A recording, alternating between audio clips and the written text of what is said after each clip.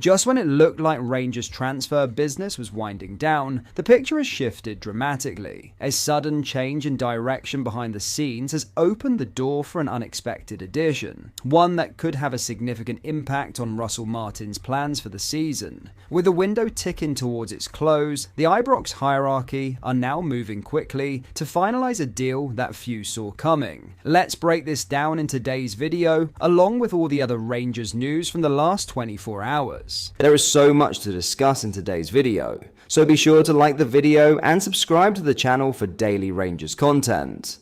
But first, it was a familiar afternoon for many, including Cyril, who so often seems to be tasked with fronting up after Rangers drop points. Then again, the 30-year-old striker has lived days like Saturday, a 1-1 draw against Dundee featuring an entirely end-of-days feel at Ibrox, under 3 managers. Of course, and herein lies the problem, this one arrives at the start of Russell Martin's tenure instead of the end. Dessers, who thought he'd won the game in extra time only to see VAR chop off a goal, cut a dejected figure asked about the draw, which means Rangers are still searching for their first league win of the campaign, leaving a pause in between question and answer that showed a fraught attempt to explain away this pattern. It's very difficult to take personally, but also as a team, he said. I think the first half was good. We had control without being top. I think with the ball possession we had, we need to create more big open chances, but it was decent. Then you want to build on that in the second half, because you know they're Dundee going to maybe get a little bit more tired, fatigued. In the first 15 minutes after half time, we make it very difficult for ourselves. After that, I think we had a good reaction. We kept going, kept believing. You come very close to winning, but obviously that's not enough. Asked why his side routinely starts matches without a shred of intensity, Dessers said all the right things, but how many times have post-match debriefs been clouded with clarity, only for issues to crop up again? This is the issue Martin faces. He is at the very start of his tenure, and Europe curtailed pre-season. Of course, things will take time to work, and more is required in the market. And yet, fans who have seen this movie so often before and expected to comfortably beat a Dundee side who travelled south already out of the League Cup and far from high on morale can surely be forgiven. Dessers continued on the laboured start.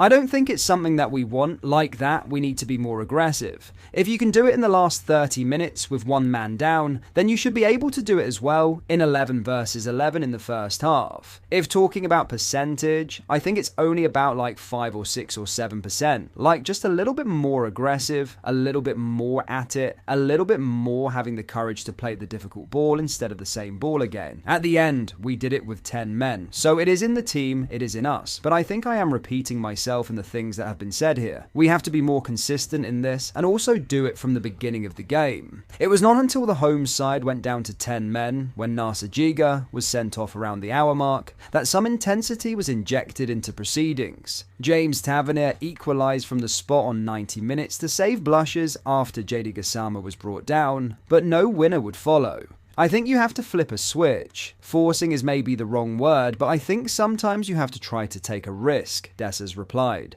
Asked why Rangers continue to impress in Europe, yet play within themselves domestically. At this club, you need to win games, and to win games, you need to score goals, and sometimes it takes a risky pass to open it up, or maybe even to scare the opponent. So next time they don't step through on a midfielder and they stay in position, and maybe then you open up the space a little bit more there. I think it's a little bit of belief, confidence. Like you say, there's no time at this club, not a lot of patience, which everybody knows when they play here, and that's okay, that's fine, we're fine with that.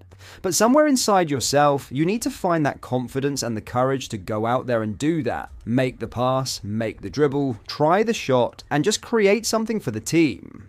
Pressed on whether there was at times a lack of courage in the group, the Nigerian striker replied, "Yeah, I think so, because I think we showed it at certain moments, and then people talk really quickly about the European games or the Old Firm last season. But I think we also showed it in the league. Like I said, it's the consistency. Can you do it on a Tuesday and do it again on Saturday and do it again on Tuesday? For me, that's the thing that's the next step for us." Now in a massive transfer U-turn, Rangers are on the brink of striking a deal with Real Betis to sign defender Nobel Mendy, RFC News understands. Even after a flurry of summer signings, Russell Martin's recruitment drive is far from over. The Ibrox boss, facing mounting pressure after a poor start to the domestic campaign, is determined to reinforce his backline before the transfer window closes. Sources indicate the club are deep in talks with Betis and will need to pay in the region of £5 million to secure the highly rated 20-year-old. Mendy, who is keen on the move to Glasgow, according to Sky Sports journalist Sacha Tavalieri, would become the latest addition in what has been a significant defensive overhaul. Rangers have already brought in Max Aarons, Nasser Giga, and Emmanuel Fernandez in recent weeks, but Martin remains intent on adding further depth and versatility to his squad. A centre-back by trade, Mendy also has the ability to operate as a left-back, a flexibility that could prove valuable given Rangers' need for cover on both flanks. However, the signing comes with undeniable risk. The Senegalese defender has only 6 senior appearances for Real Betis to his name,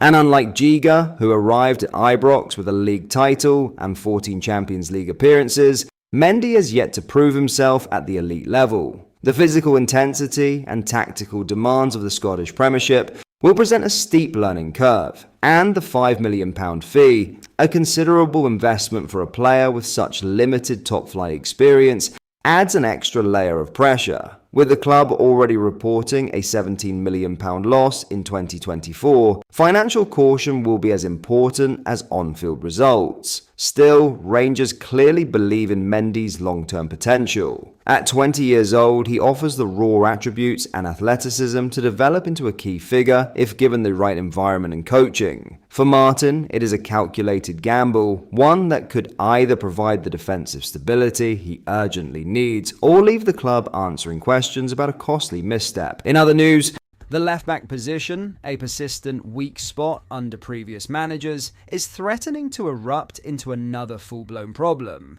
Last season, neither Ridvan Yilmaz nor Jefte managed to nail down the role with the consistency Rangers desperately needed. Now, both have been linked with exits, and Jefte's situation in particular has taken a decisive turn. According to Brazilian outlet Universo Online, Palmeiras are in negotiations with Rangers over a possible deal for the defender, believed to be worth between £4.3 million and £5.1 million.